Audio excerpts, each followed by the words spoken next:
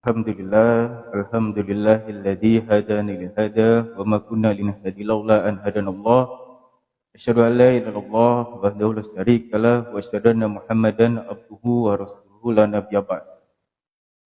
Qala ta'ala fil Qur'anil Karim, a'udzu billahi minasyaitonir rajim. Bismillahirrahmanirrahim. Tabarakalladzi biyadihil mulku wa huwa 'ala kulli syai'in qadir. Alladzi khalaqal mauta wal hayata liyabluwakum ayyukum ahsanu amala wa huwal azizul ghafur. Sadaqallahul azim. Alhamdulillahirabbil alamin. Ikhwah fillah yang dirahmati Allah Subhanahu wa taala. Kemudian rekan-rekan sekalian yang ada dalam komal dan yang memantau dari bawah, ya, mudah-mudahan Allah selalu memberikan hidayah. Mudah-mudahan Allah selalu memberikan kekuatan keimanan kita hingga Allah pertemukan lagi dengan Rasulullah, kemudian kita bisa bersama-sama untuk melihat Allah, ya. Alhamdulillah, teman-teman sekalian, di malam hari ini kita bisa bertemu lewat media komal ini, dan mudah-mudahan melalui media komal ini tidak mengurangi sedikit pun pahala, ya, bahwa justru sebaliknya, bahwa pertemuan ini adalah pertemuan yang kita rindukan, pertemuan di mana para malaikat menyaksikan dan mencatat segala apa yang kita bicarakan pada malam hari ini. Insya Allah tidak ada kesia-siaan sedikit pun. Dan kedua kalinya salawat serta salam tetap tercurah limpahkan kepada Nabi kita Nabi Muhammad Sallallahu Alaihi Wasallam yang menuntun kita dari jalan yang gelap gulita menuju jalan yang terang benderang, yaitu adil Islam. Beliaulah sosok sempurna yang wajib menjadi panutan manusia di seluruh muka bumi ini. Beliaulah sosok yang paling lengkap perannya di muka bumi ini. Dari panglima perang, pemimpin negara, kemudian dari hakim yang adil, dari pengusaha, dari kepala rumah tangga yang adil dan luar biasa. Beliaulah yang memberikan petunjuk bagaimana wahyu-wahyu Allah diberikan kepada manusia sebagai tuntunan hidup kita hingga akhir nanti. Dan teman-teman sekalian, di malam hari ini, ya, mudah-mudahan ini adalah pertemuan yang luar biasa. Kita tidak bosan untuk selalu berbuat kebaikan, kita tidak bosan untuk terus mencari ilmu, ya, bahwa di hadapan antum semua ini merupakan hanya wasilah saja.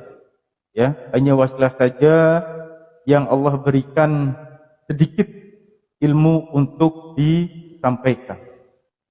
Dan mudah-mudahan pertemuan ini juga memberikan dampak positif bukan hanya untuk kita, tapi untuk seluruh orang-orang yang berada di sekitar kita. Orang-orang yang mencari hidayah, orang-orang yang rindu akan kebenaran, orang-orang yang rindu petunjuk yang jelas dari Allah Subhanahu wa taala.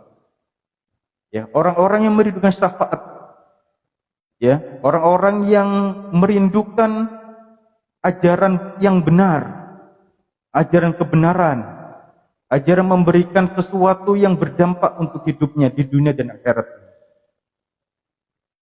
Teman-teman sekalian, sebelum kita mulai, marilah kita buka pertemuan ini dengan membaca Al-Fatihah bersama-sama, agar pertemuan ini lebih berkah, agar pertemuan ini Allah memberikan kekuatan pada hati kita untuk terus berjuang dalam menentang semua kemungkaran dan kita membela yang hak dan memperjuangkan yang hak. Al-Fatihah.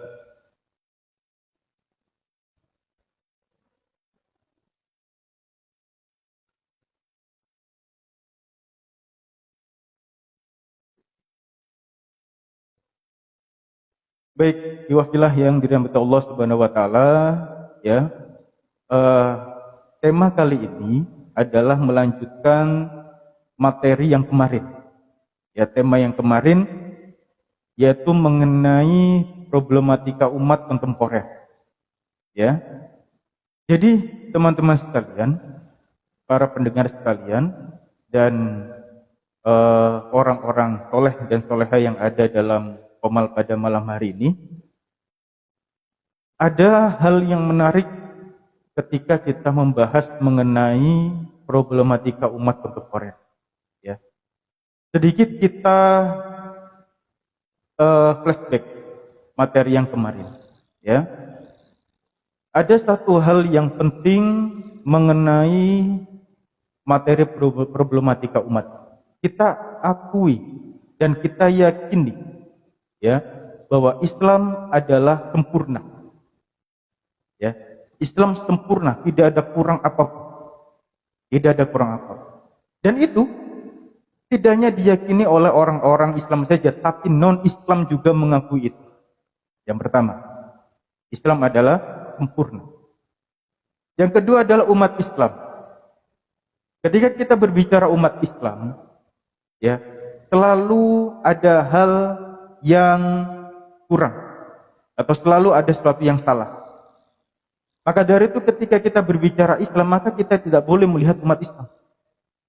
Tidak boleh. Ya, karena umat Islam ini pasti ada salah. Pasti ada kekilafan di situ. Sehingga ketika kita berbicara Islam, maka kita harus berhati-hati. Karena manifestasi Islam itu berada dalam diri kita. Dilihat dari mana? Dilihat dari lisan kita, dilihat dari amal kita, dilihat dari perbuatan kita yang mencerminkan Islam. Itu yang mencerminkan Islam. Ya, flashback dari materi kemarin.